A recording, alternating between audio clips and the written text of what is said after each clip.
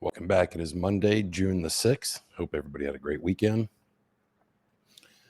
Wanted to talk about what's going on with the world. Was watching Sam Cedar's show, The Majority Report, the other day on YouTube. And Sam's one of the people that I like to watch every once in a while. And he asked the question, why does it feel like the world is ending? That was the title of his video. You got to check it out. And I thought about that. I thought, does it feel like the world is ending? You know, REM wrote a song many years ago called, it's the end of the world as we know it, and I feel fine. And I started thinking about, well, it depends on what I'm watching. You know, if I'm watching liberal media, it certainly does feel like the world is coming to an end. Uh, with the baby formula crisis that hit us here, the last couple of weeks, to the school shootings and then shootings just everywhere. I guess there was one Saturday night in Philadelphia, where 11 people were shot. And yeah, so when we look at these things under a microscope or, in macro, and isolate these incidents, it does feel overwhelming, but compare that to what's going on in the rest of the world, not so much, right? And to me, it just, like I said, it feels like depending on where you're getting your news from will dictate on how you feel. So whether it's MSNBC or Sky News, Sky Australia, or CNN, it certainly feels like there's a lot of doom and gloom, kind of that if it bleeds, it leads kind of thing. And I started thinking about, but what's the bigger picture? Because everybody's freaking out about the gas prices, and like it's out of control. It's up to like $10 in California, and it's here in Tennessee. I guess it's somewhere around $4.50. One of my friends posted on Facebook the other day that it costs $71 to fill up her small car. Well, I don't know what she drives, but yeah, when I was younger and I had a little at a Volkswagen, and I remember filling it up for like $10. Times have changed, prices have changed, supply and demand has changed, and we're also still kind of, I don't know, it depends on who you ask, in the middle of a pandemic. So, and then we've got this new monkeypox thing that's been kind of stirring around that everybody's laughing at. So I don't know. I mean, you've got Jamie Dimon, who is a financial prognosticator and financial guru, kind of threatening that there is a financial hurricane on the horizon. But this is always happening. There's Robert Kiyosaki, who's another, one of these financial prognosticators, has made a living off of this kind of doom and gloom prophecy thing, about the financial market. And you need to invest in gold and invest in silver and invest in whatever. And over the last couple of years, we were all told to invest in crypto and NFTs, and looks like those are becoming a bust. So the one thing that I keep thinking of that we don't ever talk about investing in is food. And I've talked about food on here, several times, in nutrition and what's good or what's bad. And, it's just a major part of our lives. We need to eat to survive, and it's what we eat that makes us either healthy or unhealthy. And I have a tendency to lean towards things that make you healthier. And I went down a rabbit hole maybe like 7 years ago with all these Netflix documentaries like Food Inc. and stuff like that. And the perfect human diet. Joe Rogan has talked about, all these different, the carnivore diet, the paleo diet, the keto diet. And by God, I swear, I think I've tried them all. I was vegan for a little while. I became vegetarian for a little while. I even became a pescatarian for a little while. And I was like, this is just insane. I'm just going to eat. And if something makes me, feel bad afterwards, I won't eat that again. I just can't eat McDonald's. For some reason, after I eat anything from McDonald's, I get like a migraine. My joints start to hurt. But that's just me. I mean, that other people, they don't have that, that food doesn't have that effect on them. But, there's been a call, recently from progressives that we need to stop eating beef, right? Because of what it's doing to the ozone and the planet and this, that, and the other. So then we stopped doing dairy. because everybody in the world now is like lactose intolerant for some reason. And, everybody's got a gluten intolerance or a peanut allergy. And it's just, is this something that we all have in us that's just like awakened, or our genes switching on and off? Or is it the way that this food is manufactured or grown and processed? I'm not a scientist, I'm not a doctor, but just have a tendency to think, remembering when I was young, you know, before we had all the GMO stuff. So in the 70s and the 80s, before there was high fructose corn syrup, before there was this food manipulation, you know, they're only doing this to try to feed the masses. That's what they say, right? I mean, I believe in that. I'm not one of these conspiracy theorists. I'm understanding that, people were saying, well, we could either have this much wheat, or if we did this to this plant, we could have this much more wheat. Okay, so we're able to feed more people on the planet. But it does feel like we are a starvation nation, that the whole country, you see on the store shelves, everything's empty. Everything on Amazon is out of stock. Everything on Instacart is out of stock. Even simple things that you would not think that would be hard to manufacture or to grow, are out of stock. Potato chips. I mean, who would have thought? It's not like we just had a Super Bowl or something like that. So why are we having all these food shortages? And a lot of it can't just be, the supply chain issues, because a lot of these manufacturing plants still are here in the United States. So why can't you get a bag of wavy Lays, potato chips in your grocery store shelves? I mean, they have plants, right here in America. So it's not like they're being held up by container ships. So when you take all this into account and look at this macro, yeah, it does feel like it's the end of the world. But things were like this also during the recession in the 20s.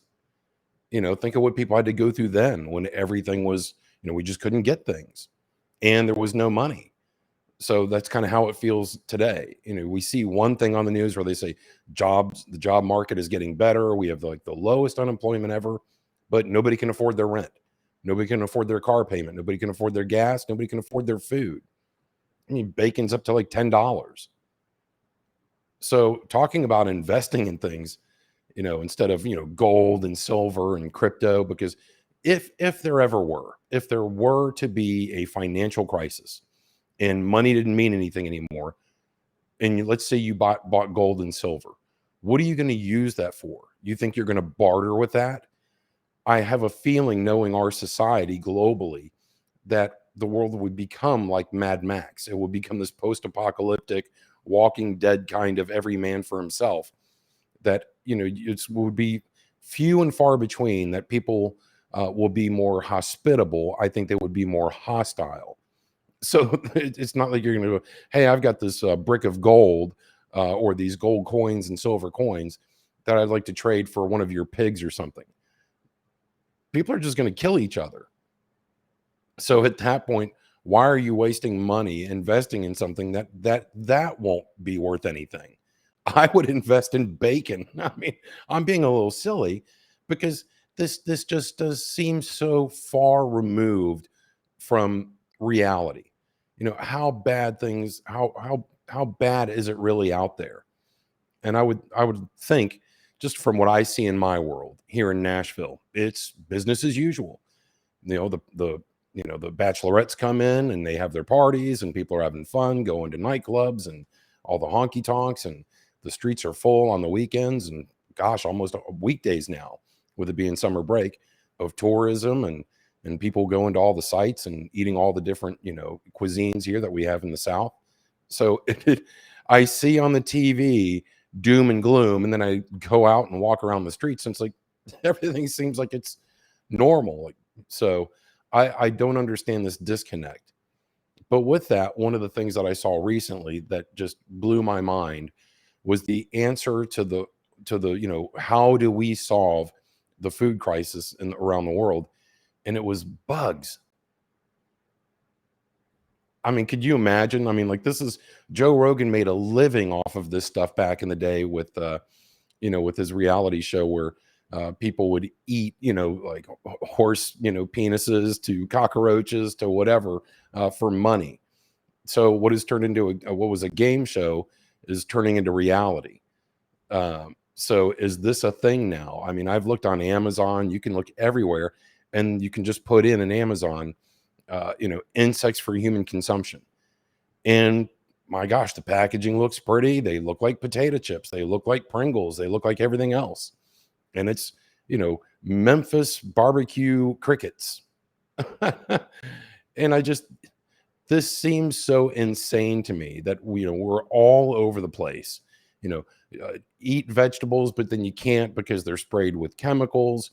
Eat organic, but then really the organic is kind of a myth because it's still sprayed with something, sometimes worse than the other stuff. I mean, you almost go like, What the hell?" Like I mean, I have felt that way. I've gotten to a point in my life, and this is where I had to stop the insanity, where I was like, I can't eat anything. You know, Eat this meat, don't eat that meat. Eat this fish, but one of the fish has got, radiation from Chernobyl, or it's got too much mercury. I mean, it's like you feel like I can't do anything. Well, I tend to go more towards just eat whatever, as far as what is I know to have nutritional value. Like I said, I'm not going to come on here and tell you what to eat or what not to eat. That's up to you individually. But when the impossible meats, I've talked about that before. Why would you eat something that has so many more chemicals in it and so much more sodium than the other thing? So whether it's meatless nuggets to chicken nuggets, well, when you compare these two things, as far as nutritional value with their nutritional tablet, the fake one has so much more, chemicals and sodium, that this is now unhealthy. Like, this is already unhealthy, but this is worse for you. So why would you choose the worst option? The just eggs, same thing. With all the stuff that's in it, why would you eat that when a regular egg just has this? Like, it doesn't have all the sodium, it doesn't have all the things, that they have to put in this to make it taste better. Same thing with impossible meat. So what I do is for me personally, I order and buy, grass raised and grass finished, beef. So that when I'm eating beef, that's what I eat. And is it a little bit more? Yeah, just a little bit more. It's not an exponential jump. So if I'm buying ground beef, which is usually what I do, so it's either from like Verde Farms or Pre on Amazon. That's the two companies. You're talking about if a pound of ground beef is $5.95 from the grocery store, and that's been corn fed, which has the beef is going to have more fat and all kinds of things like that in it, versus the grass fed, the traditional, like the way we did a long time ago before filling them up with all these chemicals and stuff, is like $6.50. So $1.50 more, for pound. I'm going to pay that to be healthier. I feel a difference. Me, and again, these are all personal anecdotal stories where when I eat these things and I consume these things, I feel better. I spend a little bit more for the better coffee, that's fair trade and things like this, and where they use less pesticides. Of course, they're using some. Everybody's using some. So to have this myth that it's all 100% organic and natural and this, that, and the other, a lot of that's just marketing. But when I saw this thing about bugs, and I was like, this just seems like this is something like that Anthony Bourdain, would have eaten, or Joe Rogan on his show, his old game show. And I can't remember the name of it, but it's I think Ludacris is doing it now.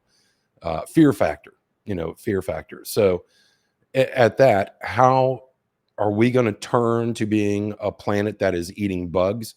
Like, then we've devolved. We've just gone completely back to like caveman and prehistoric days, where our nutrition is coming from hunting and gathering and eating, weeds in your yard. I've seen people talk about eating dandelion and alfalfa root and, sarsaparilla, and like, oh my God. I thought we were moving forward. I thought we were progressing, and now we've gone backwards again. So yeah, when you look at things that way, it does feel like the end of the world. but I have hope and faith. I feel like, that these things are cyclical. We had a financial and housing crisis in 2008. We made it through it. We with after 9/11, things got a little shaky. And then we lowered the interest rates, and everybody was buying cars and buying homes, and it was proud to be an American. And right now, just you hear civil war, and January the 6th, and stolen elections, and yeah, like if that's all you consume is this kind of news, it's kind of the same conversation that everybody's having about social media. Should you just get rid of it? Should you stop participating in all this stuff if it's messing with your mind? Like, because that I feel like is the next virus, is like the mind virus. How these companies, whether intentionally or uh just it just seems coincidental that they're messing with our minds. They want us to be on these contraptions all day, playing and feeding the algorithm. Or is this just a way to communicate and we're just doing it wrong? I don't know, but I when I think about if things are getting bad, and are they getting worse, will we come out on the other end of this? Because for a lot of the people that I see that are making these comments on social media about how they're having to pay, extraordinarily, more amount of money for fuel, in their next post, they're at a nice restaurant where they spent $200 on dinner and bought $100 bottle of wine. So when I see that, I'm kind of like, well, you know what? Hey, maybe your priorities are not straight. If you're fussing about paying a little bit more for gas, and maybe don't waste money on all this frivolous fun. When I was a kid, we learned how to, do the most with what we had, and if you didn't have money and mom couldn't afford to give an allowance this week, then we did without, because it was typically something we didn't need. It was something that we wanted. So it's just making those small altercations in your life, where you say, well, maybe I don't subscribe to Netflix or HBO Plus or Disney or whatever for the next few months until we come out of this, and then take that money and put that towards your gas fund. Or I don't have, 3 Starbucks coffees today. Right there's like a half a tank of gas. So can we look at things this way, instead of with all this hyperbole and doom and gloom and like planets are colliding? I don't think we're anywhere close to that. And are you like me, where you feel the same way, where it's like, yeah, when I watch this, I kind of have that sense of despair, but then when I walk outside and see the real world, it's not at all, as bad as they're portraying it to be. Because I just don't see me ever eating bugs. And I've eaten a lot of strange cuisines. I've traveled all over when I worked in NASCAR and motorsports and Formula One and IndyCar, because we're traveling all over the world. You get to eat different things from different places. And bugs was never one of them. Because there's countries where they eat horse. That's, they eat reindeer, so they eat dogs and cats. They've not anthropomorphized animals the way that we have, where we've turned them into almost human beings. So we're like, we don't eat cats here, we don't eat dogs, they're pets. We don't eat parakeets, but we eat chicken. So you just, versus just, hey, if it's here, it's here.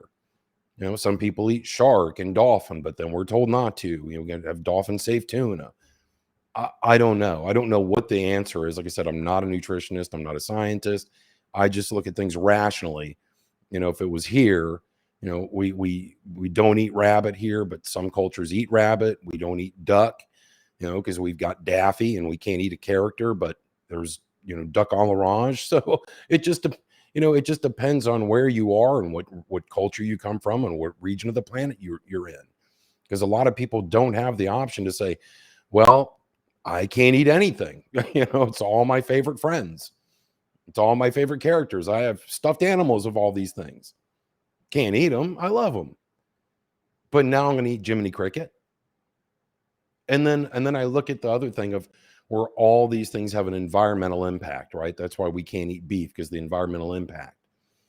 And then I think, well, what do cattle and pigs and chickens do? I mean, they eat insects and they eat grass, and they feed them grain, so what environmental impact is that having on the planet? That's up for discussion. But then I think, all right, well, if we go towards eating insects, if it becomes like Soylent Green, and I've talked about this before, I have a video, about Soylent Green and the fake chicken. If we go to this thing of eating bugs and insects, well, wouldn't that have the most economic impact on the planet? Because it's the worms, it's the grubs, it's the things that are living in the soil that are tilling the soil. It's the worm castings, the poop from the worms that is, fertilizing the soil. All these things are happening. It's the bees that are pollinating the trees. It's the other insects that are pollinating other things. Like everything has its place, in ecology and in the environment.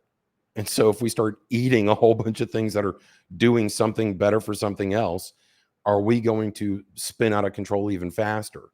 Just because we think of, oh, this is an immediate solution. I know that these bugs have, nutritional, value and protein. But like, how many do you have to eat?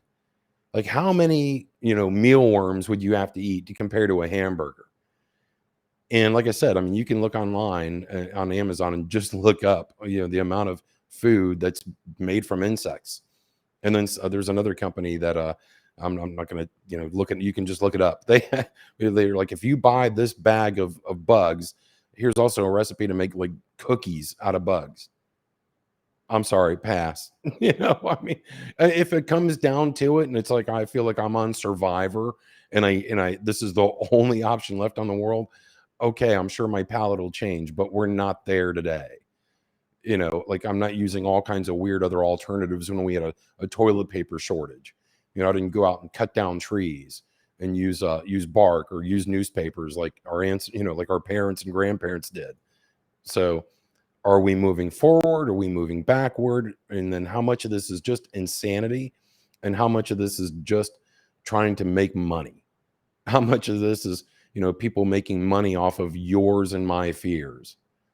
That this is all we have left. This is our options. So, in answer to Sam Cedar's question, I don't feel like it's the end of the world, personally myself, and I would venture to say that most of you don't either. But tell me, I mean, is there something I'm missing? Is there something I'm not seeing? Because I consume a lot of media. That's why I started doing the show. I wanted to talk about the things that I'm seeing and, and pass along information. Because maybe you're not seeing what I'm seeing. And the dialogue is where you leave comments and you tell me what I'm missing or whether you agree or disagree. So, and that's how we work together, right? It takes a community. So we all have to work together to feed each other information. And we just hope and pray that it's the right information. I don't know. What are your thoughts? Leave a comment down below. Do you, have you tried bugs? Is this something, have you had fried scorpion? And, these are just things I don't see myself doing, like grilled tarantula, with a little habanero sauce on there and, ants with sriracha. These are things. So, I don't know. Not for me, at least not for right now. I'm going to hold off. I think if things get really bad, I'll just drink a lot of protein shakes. So I feel like we'll have protein powder in vast abundance. Or will that be the next shortage? Will we have a global, gym protein, shortage? And there's no more whey protein and bodybuilders can't work out anymore. I don't know. That would probably cause mass hysteria. I know Joe Rogan would probably lose his mind if that happened. Anyway, leave me a comment down below. Let me know what your thoughts are, and I will talk to you next time. I hope you have a wonderful day.